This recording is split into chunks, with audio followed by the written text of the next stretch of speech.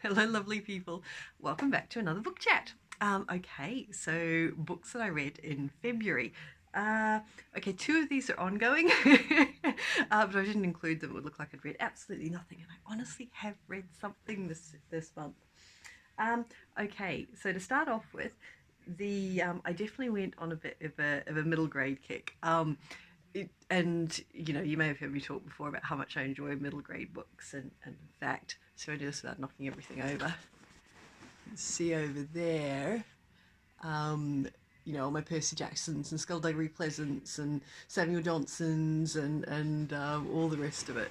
And I really enjoy them because they're not, especially when you're reading the news and it's kind of like the world's ending every 5 minutes. These are books where young people get to go and save the world, and they're normally full of adventure and action and friendship and humor. Very light on the romance, which is always a win for me, and not too much angst.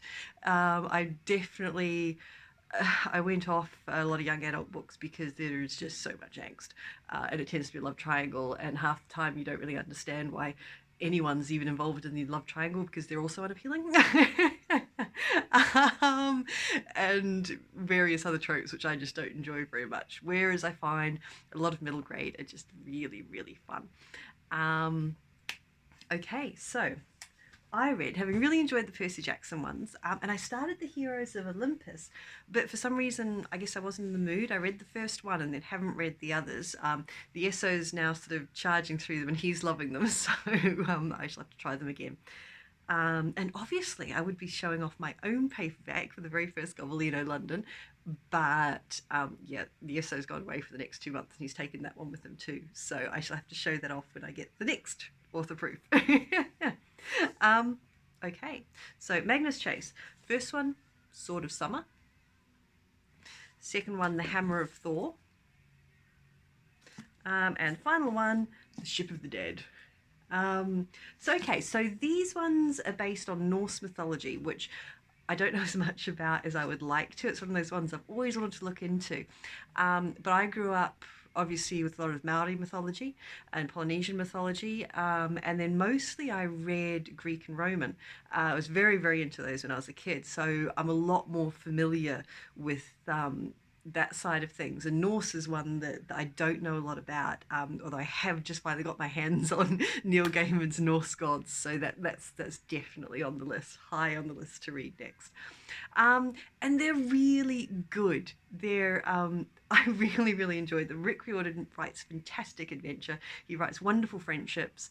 And what was really nice in this one is that Magnus Chase, he becomes, I'm going to pronounce this all wrong, one of the Inhirja, who are sort of Odin's warriors, and they're waiting they're waiting for a Ragnarok.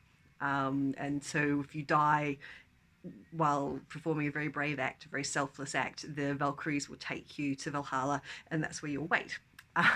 For the end of the world. Awesome. So when it starts off, Magnus Chase isn't really sure why he's ended up there. He's homeless, he's living on the streets. And what is fantastic about him is he really isn't a fighter. His father is Frey, who is the god of I can remember the summer healing, and he's much more a peacekeeper than he is a fighter. So it's a slightly different approach to the Percy Jackson ones, and I thought it was brilliant. He's also his sidekick, the Valkyrie, Sam, or who's actually Samira, and she's a practicing Muslim, which I thought was also lovely. A little bit of diversity in there among all these Norse gods, which was quite cool. And yeah, there's also, would that be a spoiler? That might count as a spoiler, but there is a character, we'll just call him a character for now, who's gender fluid, and there's never any particular question about it. It's just explained very, very nicely, and no one just, it's all accepted. And yeah, I thought they were really, really good, and I thought they were very well done. So yes, the Magnus Chase books, great fun reads, perfect when you just want something light and you don't want to think too hard about anything. So Magnus Chase. So that was a large part of my reading for this month. I had we'll call it one DNF and two, well, three in progresses. So the DNF was actually a Jo Brand book. I hadn't read any of hers before. It was called Born Lippy, and I picked it up at the library because I'm finally a member of the library, which I'm very happy about. It's been years since I've belonged to a library, but now we're actually staying somewhere. I can do that. I did go into the library and it was kind of like, oh, I can have that and I can have that and I can take that out. And yeah, I got a little bit overexcited and I may have had to extend a few loans because I took too many books out. Never mind the fact that quite a large bit of this is unread and so I've still got to get to it. Yeah. Anyway, yes, probably not the best bet of me joining a library, but there we go. So yes, I picked up the Jo Brand book, Born Lippy. I really like Jo Brand as a comedian. I think she's fantastic. And I always enjoy anything I watch that's with her in it, whether it's a panel show or I've seen a couple of dramas that she's in, and she's really, really good. I don't think the book really brought that across quite so well. It had a lot of interesting points. It was essentially, it just didn't feel very cohesive to me. It was kind of like, here's an anecdote, here's some stuff I'm interested in, and it wasn't really, it wasn't a whole, it was just lots of little bits. So it was okay, but I decided since I had so many books out of the library, I wouldn't keep reading that one. There we go. Okay. Susan Cain Quiet, which as far as I can tell is kind of like compulsory reading for every introvert, and I've had it on my shelf for ages. So this isn't in progress. I'll go back to it. I find it a bit dry. A lot of it's things I've already read because obviously these days there's so much about introversion in blog posts on the internet, on the news. You're always reading about it. So I think probably when this came out, it was a lot more, I'm not sure if groundbreaking is the word, but it was the material was a lot newer and fresher. So it's more reminding me of things I've already read than it is new territory for me. So far, anyway. I'm not that far into it. And that one I will be going back to. Joanna Penn, Productivity for Authors, which I think I mentioned I was reading last month. Apparently I'm now so productive that I haven't gone back to it. Full of lots of really good tips, and now that I reminded myself of it, I will go back to it. Really like Joanna Penn's style. I find a lot of kind of business side of craft books can be pretty either dry or doesn't really feel like it relates to me because I feel like such a beginner in so much of it, whereas hers is very relatable, and yeah, so I'm really enjoying that one and I will go back to it. But I got distracted by Darren Brown's Happy. By more or less everything is absolutely fine. Now this is really cool. Basically, I saw him interviewed on Russell Howard, the Russell Howard Show, or the Russell Howard Hour, whichever one it was. Just a YouTube clip at some stage. And I just found it really interesting because I've not really watched anything of Darren Brown's. I'm aware of him as this sort of guy who does magician stunts and things like that. But that was all I knew.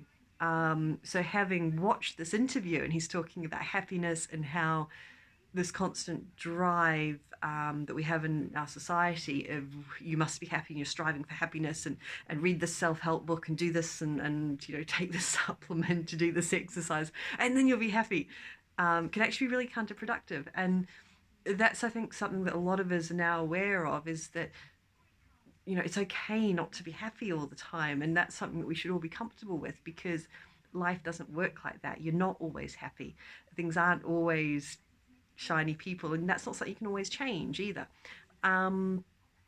So yeah, it's really interesting. What's I'm finding really fun, I did philosophy a million years ago at university just for a year, and I found it fascinating. And this is revisiting quite a lot of the philosophers that I covered in that sort of first year intro to philosophy thing. So it's been a really great refresher in that. And he's got some really interesting takes on how we find happiness, how we define our own happiness, and what's maybe counterproductive and what's sort of outlooks can be more helpful. And so far I'm really enjoying it. It's really well written. The only thing is that my reading time at the moment is really sort of when I go to bed for kind of half an hour or something. And I have to keep rereading bits because when I get tired, my brain's not great at the best of times. But when I get tired, yeah, stuff takes a long time to go in. And some of this stuff definitely does. It's a little more intense than Magnus Chase. But great read. I found it I'm finding it really interesting.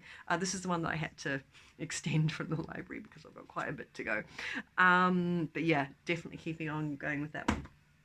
So, let me know. What have you been reading this month? What have been great? What have you maybe not finished or you're coming back to later? Have you read any Darren Brown? Because I see he's done a couple of other books as well. Have you read Quiet about introverts and what did you think of it? And yes, anything else? Let's talk books. And until next month, we shall see you then. Thanks very much for watching.